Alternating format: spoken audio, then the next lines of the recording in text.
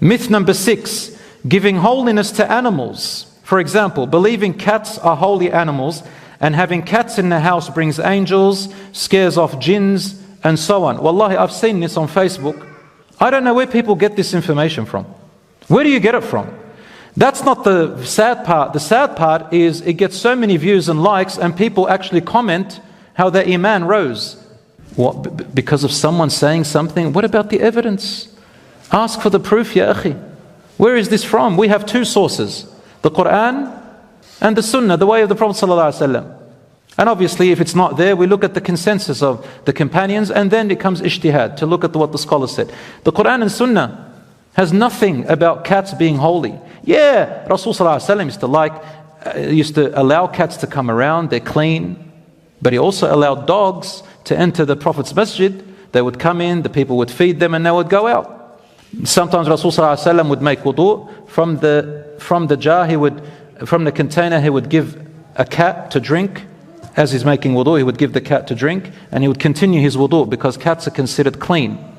Clean for our system. Obviously you don't go and put your mouth on the cat's mouth, that's bad. But in general, we become immune to their uncleanliness. So brothers and sisters, there's nothing more holy about a cat. So please, brothers and sisters, don't just believe things without investigating. Myth number 7, he'll like this one, folding the prayer mat, otherwise the shaitan will prey on it. Closing the mushaf, the Qur'an mushaf, otherwise the shaitan will read from it.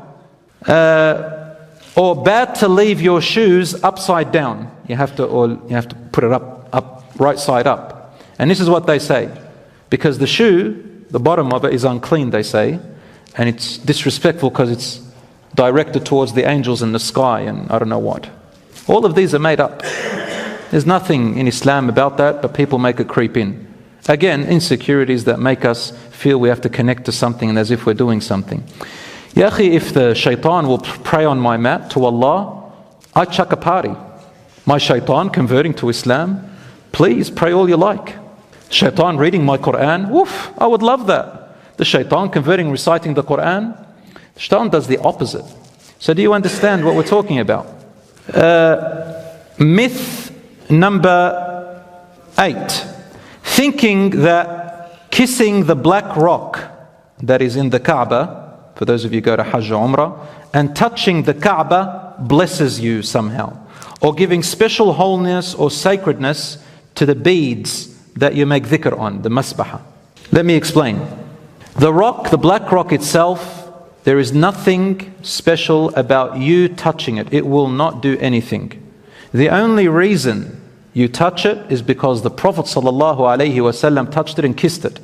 So it's out of practicing what Allah sent the Prophet to teach us. And why did he touch it and kiss it?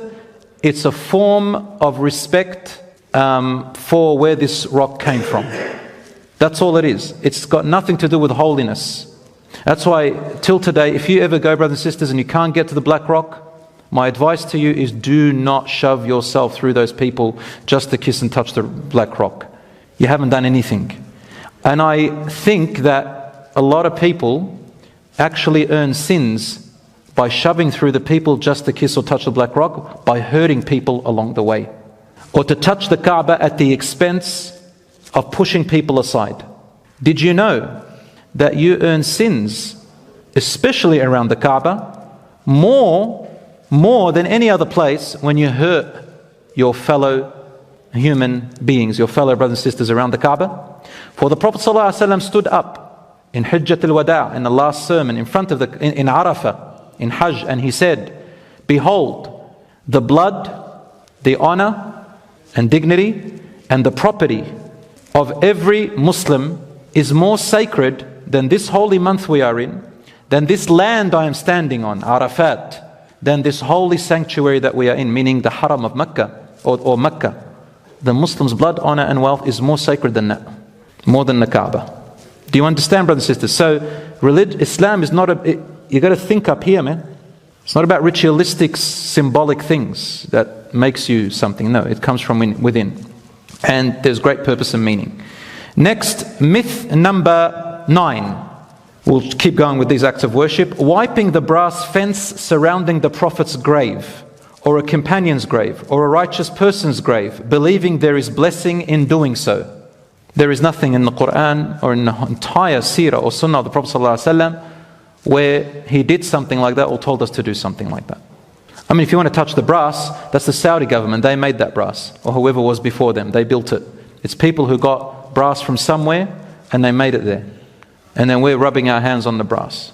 No, my dear brothers and sisters, this is not how blessings and loving the Prophet ﷺ is. If you love Allah and you love the Messenger, then follow what Allah said in the Qur'an. He says, قُلْ إِن كُنتُمْ تُحِبُّونَ اللَّهَ فَاتَّبِعُونِي يُحْبِبْكُمُ اللَّهُ وَيَغْفِرْ لَكُمْ ذُنُوبَكُمْ. Say, O Muhammad, if you truly love Allah, then follow me. Allah will love you back and He will forgive your sins. Loving the Prophet ﷺ is following him, not touching brass and his grave and all that stuff.